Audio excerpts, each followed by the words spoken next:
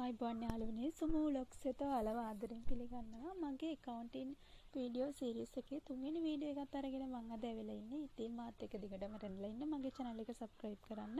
ඔයාලට පුළුවන් එතකොට accounting lessons දිගටම බලන්න. එහෙනම් මම මෙච්චර කල් කරගෙන ආපු 2019 පේපර් එකේ ඊළඟ ගණන් පහ හදන්න තමයි මම අද ලෑස්තිලා ඉන්නේ. මේ ගණන් ටික හදන්න ඔයාලට පහසු වෙන්න මම එදා පාර වැඩක් කරනවා. මගේ FB page එකේ මේ ෆොටෝස් ටික අප්ලෝඩ් කරලා තියෙනවා. ඒ ලින්ක් එක මම ඩිස්ක්‍රිප්ෂන් බොක්ස් එකේ දාලා තියෙනවා. ඔයාලට පුළුවන් එතනින් ඒ ෆොටෝ එක ඩවුන්ලෝඩ් කරගෙන මේ ගාන ආයෙ පාරක් බලන්න. එහෙනම් මම දැන් මේ පේපර් එකේ තියෙන 21 වෙනි ගානෙන් පටන් ගන්නවා. මේ 21 වෙනි ගානෙන් කියන්නේ වාර්තා කරන කාලපරිච්ඡේදයට පසු සිදුවීම් සම්බන්ධව තමයි ප්‍රශ්න අහලා තියෙන්නේ. 2019 මාර්තු 31 අවසන් වර්ෂය සඳහා සීමිත තාරකා පොදු සමාගමේ මූල්‍ය ප්‍රකාශන 2019 6 දින අධ්‍යක්ෂකවරුන් අනුමත කරලා තියෙනවා. එතකොට මාර්තු 31ත් ජූනි 20ත් අතර කාලය තුර සිද්ධි වගේක් දීලා තියෙනවා. මේ සිද්ධි වලින් අපෙන් අහනවා කොයි සිදුවීමද මූල්‍ය ප්‍රකාශනවල ගලපන්නේ කියලා. අපි මේ ප්‍රමිතිය ඉගෙන ගන්නවා මූල්‍ය ප්‍රකාශන පිළියෙල කරන දිනට තිබෙන තත්වයට තවදුරටත් සාක්ෂි සපයන සිදුවීම් අපි ගලපනවා කියලා. අපි ගොඩක් වෙලාට කටපාඩුවෙම මතක තියාගෙන ඉන්නවා ණයගැතිය බුන්වත් වීම කියන එක අනිවාර්යයෙන්ම ගලපනවා කියලා.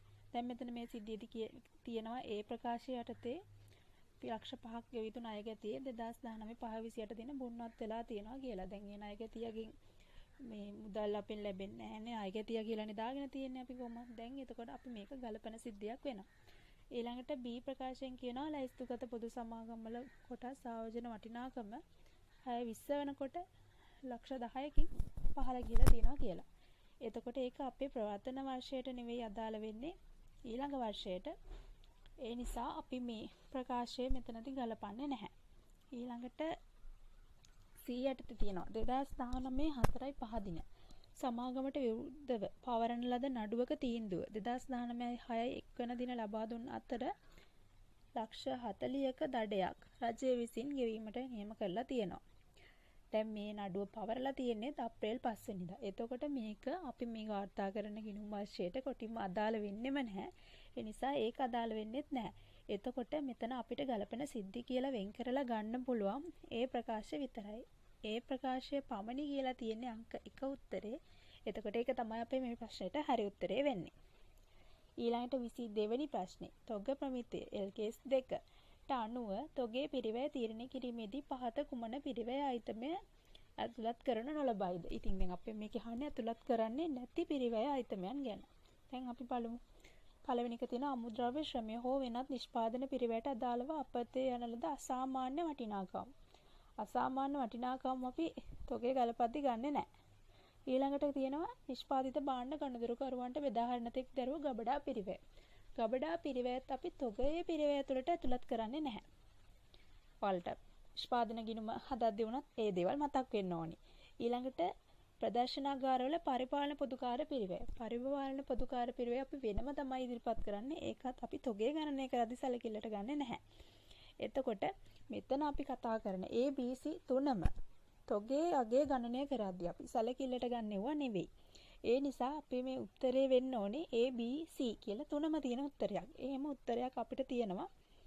ඒ උත්තරේ තමයි ABC යන සියල්ලම කියන අංක 5 කියන උත්තරේ. එතකොට ඒකට උත්තරේ වෙන්නේ අංක 5. ඊළඟට අපේ ඊළඟ ගාන අපි කතා කරලා බලමු. ඊළඟට අපි යමු 23 24 ගණන් දෙකට. මගේ ලින්ක් එකට ගිහිල්ලා ගාන වලට අරගන්න පුළුවන්. 2019 3:31 අවසන් වර්ෂය සඳහා තොරතුරු දීලා තිනවා සීමිත සාරංග පොදු සමාගමේ. ඒකේ විස්තර ටික අපිට දීලා අපෙන් අහනවා 2019 3:31 දිනේ අවසන් වර්ෂය සඳහා සමාගම විසින් හඳුනාගත් මුළු ආදායම සහ මුළු වියදම. ඉතින් මම කැමති මුලින්ම වියදම හදලා ඉන්න. මේකේ වියදම් බැලුවොත් පිරිවැටුම හා දලලාභය දීලා තියෙනවා. ඒකේ වෙනස අපි දන්නවා විකුණුම් පිරිවැය කියලා. එතකොට අපි ඒක ගණනය කරාම අපිට එනවා විකුණුම් පිරිවැය 500යි කියලා. ඊට අමතරව අපි දැන් තව වියදම් බැලුවොත් තියෙනවා පරිපාලන හා බෙදා හැරීමේ වියදම් 250ක්. එතකොට මේ දෙකේ එකතුව 750යි. කියන්නේ 750ක් තියෙනවා මුළු වියදම. ඊළඟට මුළු ආදායම බැලුවොත් අපි පටන් ගන්න ඕනේ පිරිවැටුම. ඒ කියන්නේ විකුණුම් වලින් 950ක් තියෙනවා. ඊට අමතරව තියෙනවා ආදායම ඉඩම් ප්‍රත්‍යාගන අතිරික්ත 150යි. මෝට රත ප්‍රත්‍යාඝාන අතිරික්තය 75යි. එතකොට මේ ටික එකතුව අපිට එනවා 1175. එතකොට 750යි 1175යි තියෙන උත්තර දෙකම අපිට මේකේ පෙන්නන්නේ අංක 4 වෙනි උත්තරේට. එතකොට 23ට උත්තරේ අංක 4. ඊළඟට 25 වෙනි ප්‍රශ්නය අපෙන් අහන්නේ 2019-331 දින අවසන් වර්ෂය සඳහා සමාගමේ ලාභය සහ වෙනත් විස්තීර්ණ ආදායම්. අපි එහෙනම් සමාගමේ ලාභය හදලා පටන් ගමු. දල ලාභයෙන් පටන් ගන්නවා. දල ලාභය 450යි. දල ලාභයෙන් අපි එතකොට පරිපාලන හා බෙදා හැරීම වියදම් අඩු කරන්න ඕනේ. එතකොට අපිට එතෙන්ට එනවා 200ක්.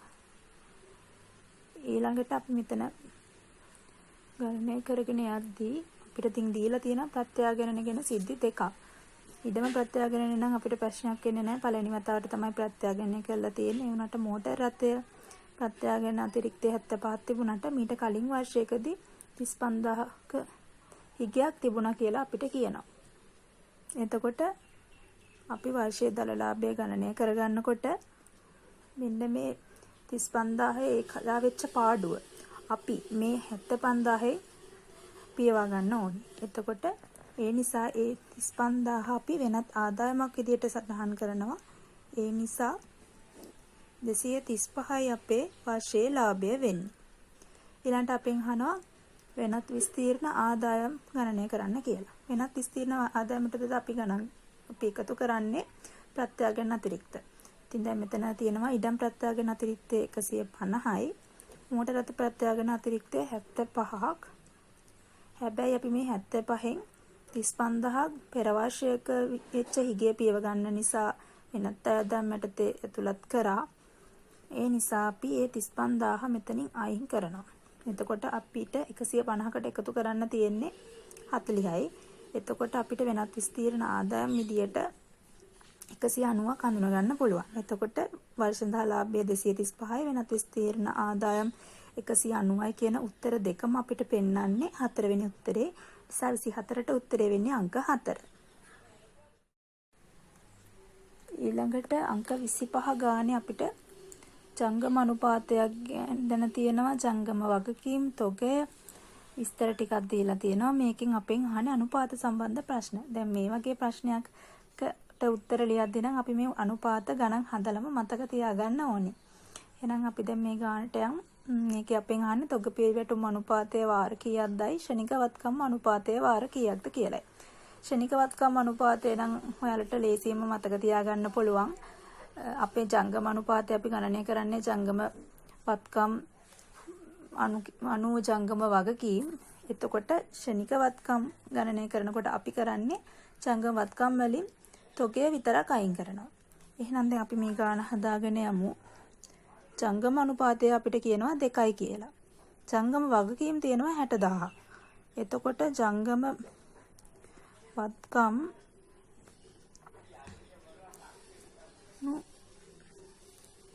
ජංගම වගකීම්. එතකොට වාර දෙකක් කියන්නේ ජංගම වගකීම් 60000ක් නම් ජංගම වත්කම් අපිට තියෙනවා 1,20,000.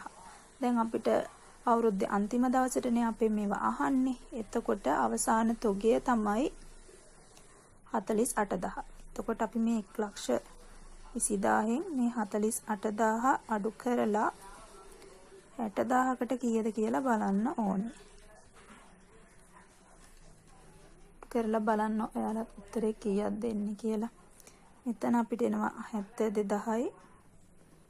මෙතන 60000යි.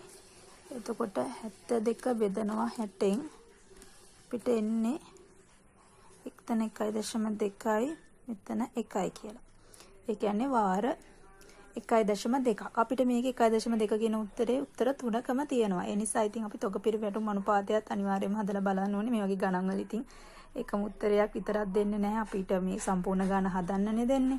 ඒ නිසා අපි තොග පිරිවැටුම් අනුපාතයත් හදලා බලමු. තොග පිරිවැටුම් අනුපාතය හදන්න නම් මෙන්න මේ සූත්‍ර ඕන වෙනවා. තොග පිරිවැටුම් අනුපාතය හදන්න විකුණුම් පිරිවැය සාමාන්‍ය තොගේ බෙදුවම තමයි අපිට එන්නේ. සාමාන්‍ය තොගේ හදන්නේ ආරම්භක තොගේ එකතු කිරීම, අවසාන තොගේ එකතු කිරීම, බෙදීම දෙක. දැන් මෙතන අපිට දීලා තියෙනවා අවසාන තොගය 48000යි කියලා.